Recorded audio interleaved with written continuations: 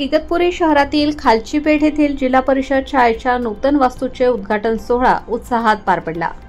याप्रसंगी प्रमुख पाहुणे व मान्यवर मोठ्या संख्येने उपस्थित होते।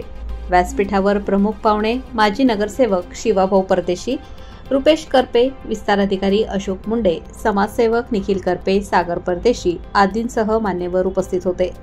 पालकवर्ग तसेच विद्यार्थी मोठ्या संख्येने उपस्थित होते। मान्यवरांच्या हस्ते केक कापून नूतन शाळेचे उद्घाटन करण्यात आले। मुख्याध्यापक अशोक दराडे यांनी अधिक माहिती दिली।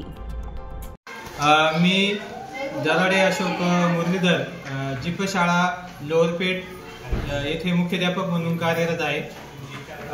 येथील जिल्हा परिषद शाळा लोअरपेठची जी इमारत आहे ती अगोदर जीर्ण स्वरूपात होती, परंतु नंतर येथील गावकरी तसेच माजी नगरसेवक, नगराध्यक्ष यांच्या सहकार्याने तसेच मान्य देवळेकर भाऊ यांच्याही सहकार्याने व सर्व पालक यांच्या सहकार्याने सदर इमारत ही झाली। तसेच आमचे पंचायत समितीचे मान्य गट शिक्षणाधिकारी निलेशजी पाटील साहेब, तसेच बीट विस्तार अधिकारी माननीय मुंडे साहेब यांच्या प्रेरणेने सदर इमारत ही होऊ शकली।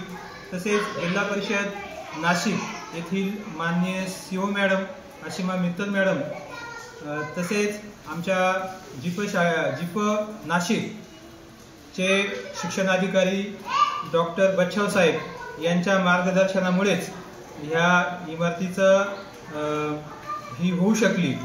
त्यामुळे मी या सर्वांचं खूप खूप आभार मानतो।